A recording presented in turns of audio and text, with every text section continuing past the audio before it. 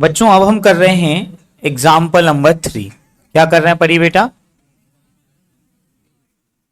त्रिभुज एसीबी लीजिए जिसका कोण सी क्या है? समकोण।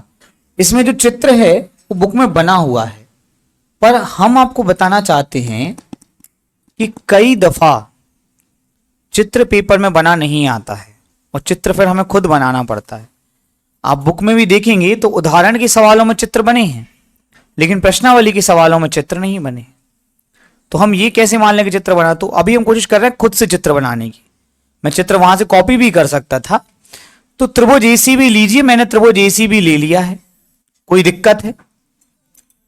इसके बाद इन्होंने बोला है कि जिसका कोण सी क्या है? समकोण। तो मैंने सी यहां बनाया, नाम हो गया एसीबी। बोलो हां की ना। अब यहां पे जो ए बी है, ए बी क्या है? 29। बोलो कोई दिक्कत? जो बीसी है वो कितना है? 21। कोण ए बी सी क्या है? थीटा। तो मैंने कहा था पूरे कोण में आपको ये बस देखना है, बीच वाला ये क्या है? थीटा। थीटा के सामने वाली भुजा, 90 के सामने वाली भुजा, थक गए, और शेष बची हुई भुजा। क्या सबको ये समझ में आया? याद रखो, अगर थीटा ये दिया होता, आप लोग बड़ी गलतफहमी के शिकार, इसलिए आप ध्यान समझ लो। मान लो पेपर में कोण ए बी सी ना दे के सी ए बी दे देते, मतलब ए को थीटा बना दे, तो फिर लंब ये होता। समझ पा रहे ये बात? ये बहुत बड़ी जानकारी जो मैं आपको दे रहा हूं कि 90 अंश के सामने वाली भुजा कर्ण, और जिस कोण के लिए त्रिकोणमितीय अनुपात निकाले जा रहे हैं, यहां सी बी के लिए निकाले जा रहे हैं, तो बी के सामने लंब। अगर ए के लिए निकालोगे तो ए के सामने लंब। क्या आपको ये बात पहले से पता थी? अब तो चल गई ना। ध्यान रखना, ऐसा नहीं कि लंब ये लंब है, ये कुछ नहीं होता है, कंसेप्ट्स होते हैं। तो सबसे पहले त्रिभुज का नाम क्या है? ए सी बी में, त्रिभुज ए सी बी में कोण सी बराबर 90 अंश। बोलो कोई दिक्कत? दूसरा क्या दिया? पढ़ते जाओ। ए बी बराबर 29 इकाई। बोलो कोई दिक्कत? और बताओ। 21 इकाई। आओ अपन सबके एक एक करके नाम लिखेंगे। ए सी बराबर कर्ण, एसी नहीं, आप लोग ना कुछ बोलते बस बैठ जाते हैं। ए बी बराबर कर्ण, ए सी बराबर सी बी लिख लो या बी सी लिख लो, बात वही है। बी सी बराबर आधा। थक गए क्या? कौन सा प्रमेय लगाने वाले हैं? पाइथा प्रमेय से। मैं तो बोर हो गया भाई। लंब का वर्ग धन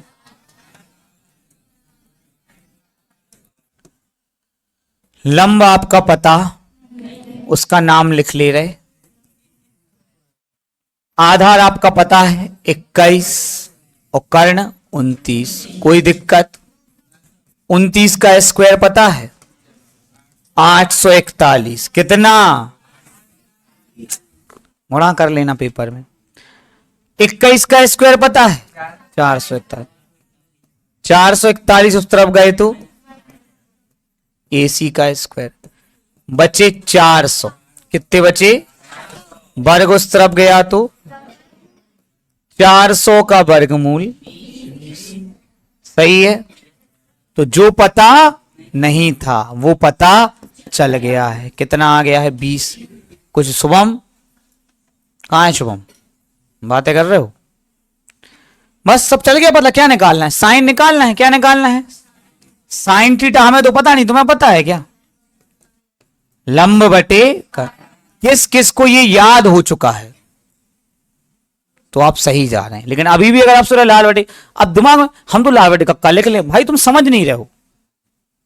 तुम 2 या 3 दिन में अगर तुम्हारे दिमाग में एक जात नहीं जाए तो फिर तुम्हारे दिमाग को तुम कमजोर बना रहे हो। तुमको फटाफट मतलब साइन लेकर दिमाग बोल लंब बटे कर्ण, तो सही जा रहे तुम। ठीक है, चलो। लंब क्या है? कर्ण क्या है? 29। याद रखना 29 का स्क्वायर क्या है 841। दूसरा कॉस थीटा आधार बटे कर्ण। हाथ तो कई लोगों ने उठाए थे लेकिन लाल बटे कक्का ही लिखे फिर, क्यों नहीं हुआ अभी तक, याद नहीं हुआ। आधार है बेटा 21, कर्ण है आपका 29। इतना काम तो अपन वैसे कर ही रहे हैं, एक भुजा गायब करते हैं, यहां भी एक भुजा गायब करी और दो अनुपात निकाले। एक्स्ट्रा काम जो बनने, कल कौन कौन नहीं आया था तेरा हाथ उठाओ। बस समृद्धि वीडियो भी नहीं देखा होगा। हाँ ये अच्छे जो बच पता, हम कभी कभी हमारे घर वाले में तान देते भाई इतना खर्चा क्यों बेफिजूल का कर लिया, कसम से बहुत खर्चा है मतलब 2.5-3 लाख का जबरदस्ती का। लेकिन आप में जब एक दो बच्चे जो होशियार बच्चे उनको पढ़ने में इंटरेस्ट है, देखो कहीं ना कहीं कोई ना कोई गैप हो ही जाता, हमसे भी हो जाता है। लेकिन जब आपका गैप तो छूट जाता है, वो छूट जाता तो आगे का समझ नहीं आता। इसलिए मैं वीडियो बना के आपको भेजता हूँ कि जो होशियार बच्चे से पढ़ने वाले बच्चे उसको कंप्लीट करें ताकि वो साथ में रहें, आगे पीछे ना हो जाए। बच्चे का एक क्लास छूटती तो वो छूटता ही जाता फिर, दैट्स वाई। चलिए भैया सबसे पहले क्या निकालना फर्स्ट बताओ। कॉस स्क्वायर थीटा प्लस, अब मैं थोड़ा सा मजाक करूंगा, कॉस का मान बताओ 21/29 का होल स्क्वायर, और थीटा क्यों क्यों नहीं आएगा। कॉस स्क्वायर थीटा का मतलब होता है कॉस थीटा का होल स्क्वायर, और कॉस और थीटा अलग अलग नहीं होते बड्डे, समझ रहे। कॉस और थीटा क्या नहीं होते, अलग अलग नहीं होते। चलो बच्चों अगला 20/29 का होल, 21 का स्क्वायर होता है 400, 29 का होता है 800, 20 का स्क्वायर और 29 का। ईश्वर की कृपा से 841 दोनों हर में क्या है कॉमन, तो यहां वहां गुणा ना करके सीधा कॉमन एलसीएम आ जाएगा 841। बोलो हाँ कि ना। 441 प्लस 400, 841 बटे 841, एक आंसर आ गया। कौन है मेरा बच्चा जो ये cos square theta minus sine square theta वाला कर देगा। आंसर बताओ बिना करें। देखो मान तो वही है, मान तो वही है ना। कितना टाइम लग रहा, देख लो कितना टाइम लग रहा, 41/8। बस ये प्लस की जगह माइनस हो जाएंगे। तो ये क्या है कि छोटी छोटी बातें हैं वो कम से कम एक्साइटमेंट में रखती हैं भैया कि चलो कुछ पढ़ाई तो हो रही है। एलसीएम कितना आ जाएगा 841, ऊपर क्या आएगा 441 माइनस 400, 41/841। ये इसका आंसर हो गया। समझ में आया सभी को। चलो कर लो। देखो बच्चों, बच्चों ये जो प्रश्न है इसमें भी चित्र बुक में बना हुआ है, लेकिन मैं चाहता हूं कि हम खुद से बनाएं। एक बार प्रश्न पढ़े। त्रिभुज ए बी सी में कोण बी समकोण है। जनरली हम नाम ऐसा लिखते ए बी सी, ये 90 अंश का कोण है, इसके सामने ये कहलाएगा कर्ण, समझे।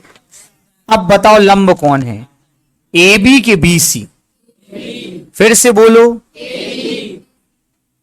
आया मजा लाइफ में। दिया है बताइए, दिया है बोलिए। tan a बराबर 1। tan माने होता है लंब बटे आधार, हाँ या ना, बराबर 1। अब चूंकि ये a के लिए बात हो रही, किसके लिए बात हो रही, तो a हमारा स्टैंडर्ड एंगल है, माना कोण, तो इसके सामने ये कहलाएगा लंब। बोलो आ रही बात समझ में। और जो बचा वो क्या कहलाएगा आधार। लेकिन कमजोर बच्चों को तो ये लगता है कि वो तो जो एक यहां पे स्ट्रेट खड़ा हुआ है और मतलब वर्टिकल वो लंब है, ऐसा है क्या। अगर इसी सवाल में tan a की जगह tan c दिया होता तो c के सामने लंब हो जाता। धीरे धीरे बात समझ में आ रही। आज आपको एक हर रोज आपको एक नई बात जानने मिलेगी। क्लियर हो गया बेटा।